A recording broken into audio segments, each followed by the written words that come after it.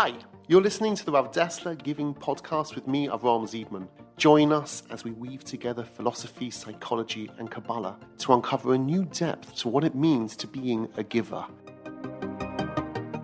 So where does the concept of ambition and drive fit in to the concepts of giving and taking? So this is going to take several podcasts. I think it's going to take 3, but we'll see. We might be able to do it in 2. Okay. People encourage their children. You've got to be ambitious. Come on. Have power, energy, thrust, drive.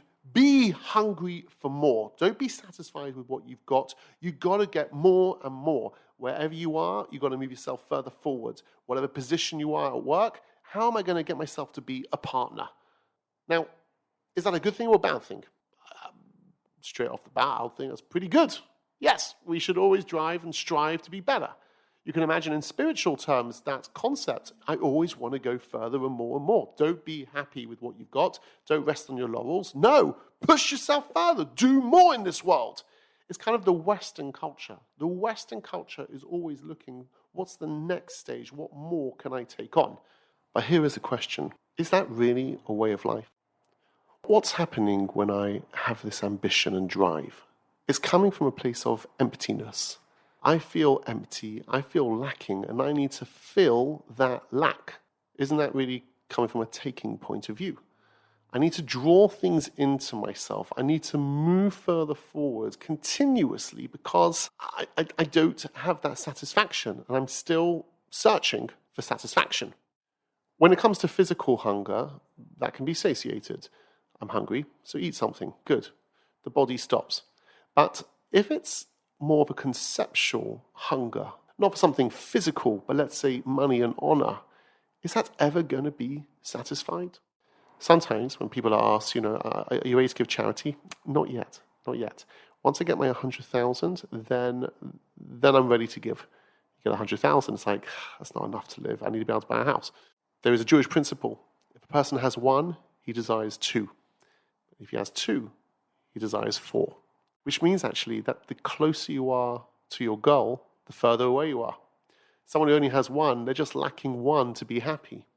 But someone who has 2 is even further away. Now they need to get double. 4, if you have 4, you need 8.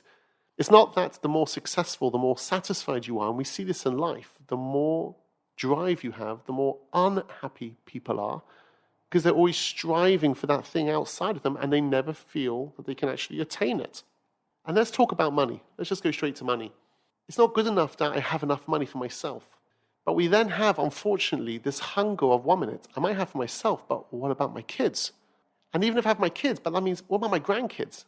And therefore, someone can spend their entire life trying to draw in, always being stressed and worried and therefore hungry. I need more for this security. What a shame, actually, their whole life is spent in hunger. Now, they may achieve great things. But again, I'm questioning this drive of always wanting to achieve more. Does it actually lead to happiness? Do we really see that this makes people happy? Compare this to the Eastern cultures, where their idea of bliss and peace is nirvana, which is a lack of desires. It's a lack of wanting. It's just being.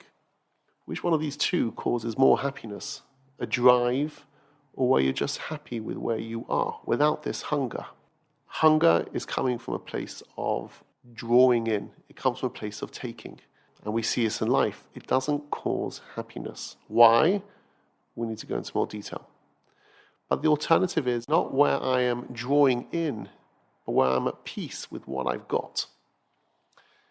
In the next podcast, I want to look at, and I love this one, in depth, what's really going on with the psyche of the human being, and looking again at Kabbalah, understanding why is it that when I'm drawn for things which are outside of myself, why is it that hunger and taking can never make me happy? We'll look at that in the next one. So as we end, just something to think about.